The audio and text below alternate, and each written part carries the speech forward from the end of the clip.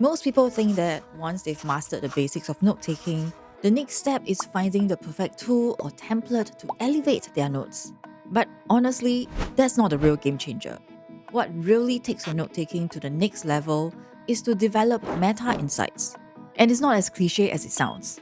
There are 5 key milestones in note taking, and each stage presents an opportunity for us to ensure that we are not just passively collecting knowledge, we are actually sharpening our own thinking.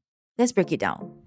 If you are already familiar with utilizing first principles thinking to distill core ideas, then the next step is moving beyond material based insights. You know how we always talk about getting to the heart of things? The true power of first principles thinking is not in breaking down concepts, but actually it is in introspection. This means that whenever you come across a new piece of information, notice what grabs your attention. It could be a fact, an insight, a phrase, or even a picture. Just something that stands out to you almost instinctively. Ask yourself, is it because it's a topic that you care about? Perhaps due to the recency effect? Or is there something deeper at play? Maybe it's the way that it's written, or it's in a style that you either love or hate. Then, as you move to process this new information, start looking for recurring cognitive patterns. Are there certain types of conclusions that you tend to draw? And are they usually triggered by the same kind of information? Do you intuitively group certain pieces of information together? Perhaps you are better at spotting a common thread that others might miss. Do you also filter or disregard specific information? Gardner's theory of multiple intelligences suggests that we all have cognitive preferences, whether it's analytical, linguistic, spatial, etc.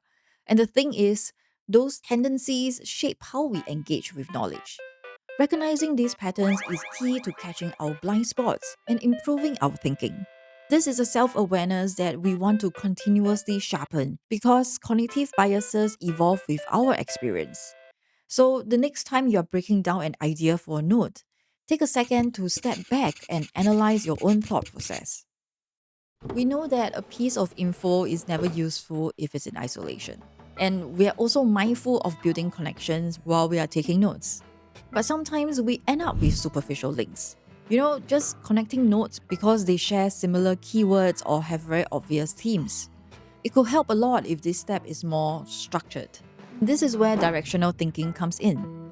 It utilizes cardinal directions as a framework to guide our associative thinking. North means where could this idea go? What's the next step of a future direction? Where does it lead if we push it further? South, where did this idea come from? Are there any previous ideas or concepts that influenced this note? Is this an effect or consequence of something else? East, what does this idea challenge? Does it oppose another note in our PKM system? Under what kind of conditions would this idea break down? West, what does this idea support? Does it build on something similar or does it remind you of another idea? What will help to give weight to this note or what could this note help to strengthen? I find this framework very useful, but it does significantly increase the process. Unless you don't mind that, I would recommend using it in its entirety only for core notes, the ones that really deserve this level of scrutiny and refinement. Speaking of process, by now we should have an idea of how different workspaces influence the way we perform. And if we start viewing our environment as a tool, our processes can become adaptive depending on what we are trying to achieve. We can switch up or even stack modalities to strategically increase our effectiveness. It may look something like this.